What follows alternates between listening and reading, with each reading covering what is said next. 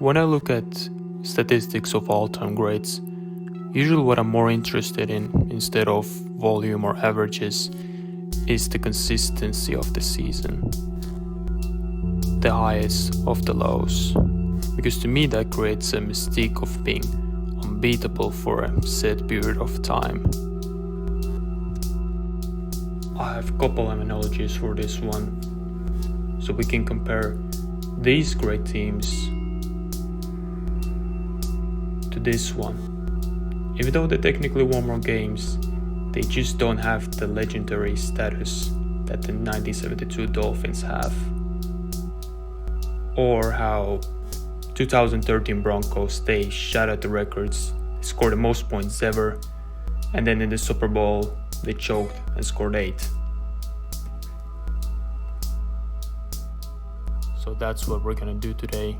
We're gonna go through a list of individual and collective statistics and seeing which teams and players end up having the most consistent seasons in the set category. On a one note, I decided to count the playoffs also, even though it's unfair for the players who end up being in the playoffs more often than others. But I decided to add it because it's still in the same season. So without further ado, let's just jump right into it. So as far as the points scored, 2018 Kansas City Chiefs take the cake. That was when Patrick Mahomes started his first season and he casually threw for 50 touchdowns. Chiefs averaged 35.3 points per game in the regular season, which is good for third all time. Their lowest scoring game happened in the Week 10 against Cardinals when they still scored impressive 26 points.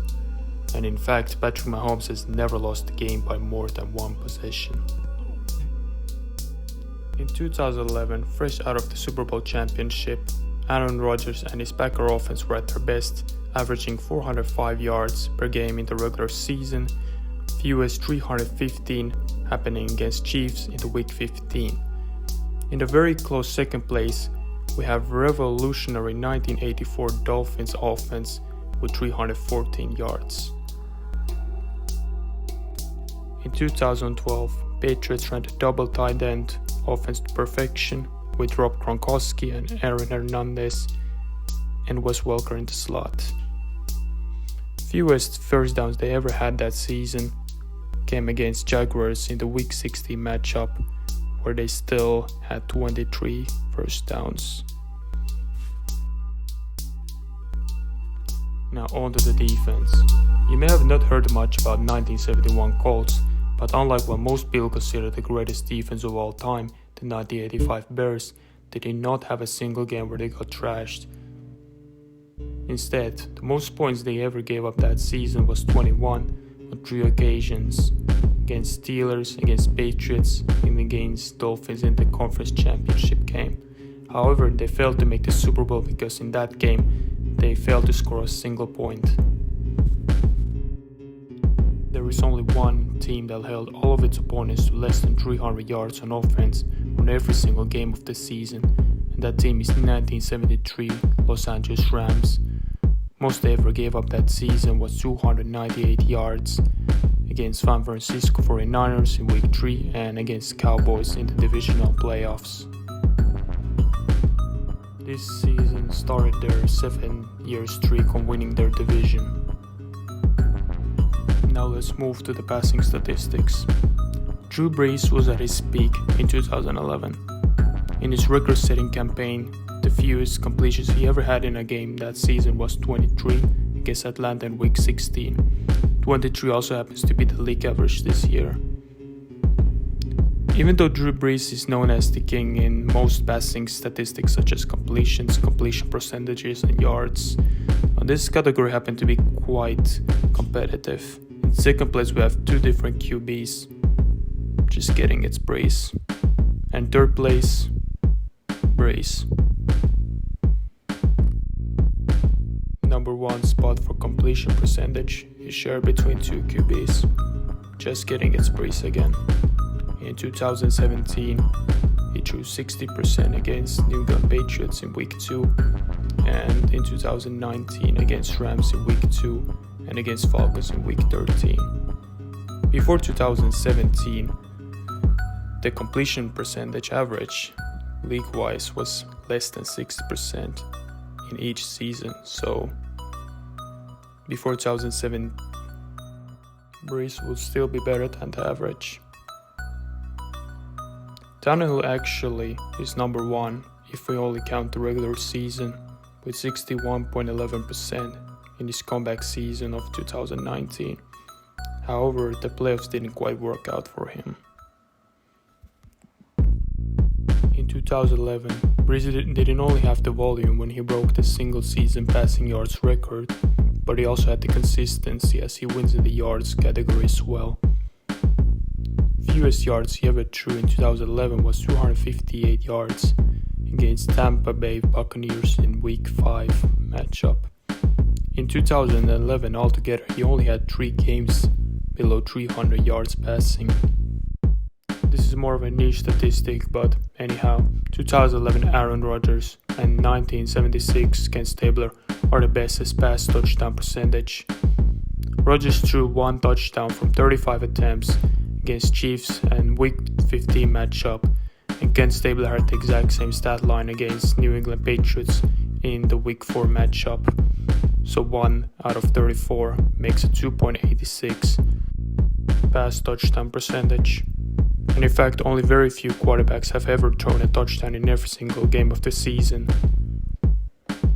For that, I have to give props to Ken Stabler for achieving this in the 1970s when it was a completely different game. Also gotta give him props for representing us lefties. In 2013, 11-team quarterback Josh McCown played for the Chicago Bears, and he only threw for 1 interception in the whole season. And in that game, he attempted a pass 47 times, which makes a percentage of just 2.13. However, it should be noted that he only played 8 games. Aaron Rodgers played a full season in 2018, and he only threw 2 interceptions in 2 separate games. So his worst interception percentage happened against Buffalo in the Week 4, where he threw 1 interception from 40 attempts, which makes a percentage of 2.5. And now the last passing statistic, culminating finish passer rating, which ended up being a very close one. So in second place we have 2011 MVP Aaron Rodgers, whose worst passing performance came against New York Giants in the playoffs, where his passer rating was 78.5. And in the first place we have 2016 MVP Matt Ryan, whose worst passing performance came against Eagles in Week 10, where his passer rating was 78.7. But in his 3 playoff games that season, his worst passer rating was 125.7. Now on to running statistics. We're gonna start with attempted rushes, which kind of measures how consistently a running back is able to take punishment throughout a season. And a winner in that category is 2014 DeMarco Murray, who didn't have a game that season where he didn't rush for less than 19 times. He rushed 19 times against Redskins in Week 8, Cardinals in Week 9, Jaguars in Week 10, and Detroit Lions in the playoffs. That DeMarco Murray season is also good enough to give him the rushing yards title. In 2014, he didn't have a game where he ran for less than 58 yards. He ran 58 yards against Colts in Week 16. And in total, in 2014, had 12 100-yard games. An honorable mention to Jamal Lewis, who ran for legendary 2,066 yards in 2003, where his lowest regular season running performance was 68 yards. However, in the playoffs, he ran for 35 yards only against Tennessee Titans. To say that in 1973 O.J. Simpson killed his competition will be an understatement, because in that season he rushed for 2,000 yards, back when seasons only consisted of 14 games. In terms of yards per carry, his worst game happened against Dolphins in the week 6, where he averaged 3.93 yards per carry, which is still insane. It is close to the NFL league average. So as far as I know, no running back has ever scored a touchdown in every game of the season. However, there is one close case, and that's Emmitt Smith, who only had one game without a touchdown in 1994, and then repeated the same feat in 1995. There are many receivers whose highest low in terms of catches was capped at 4. However, there is one receiver who had 5, and that was by Buccaneers legend Antonio Brown in 2014, back when he was playing with the Steelers, catching 5 passes against Jaguars in week 5 and Cleveland Browns in week 1. 2014 was actually not Antonio Brown's statistically most dominant season, but it was the most consistent because he also won the receiving yards category. The fewest yards he ever received that season in a game was 72, which came against Chiefs in the week 16 matchup. So one could say he never got locked down that season. Perhaps the only one who can do that is himself. Same thing as for rushing touchdowns. As far as I know, there is not a single receiver who caught a touchdown in every game of the season. However, there is one that came close. It's not Randy Moss, but it's from one of the most legendary receiving seasons of all time, 1987 Jerry Rice.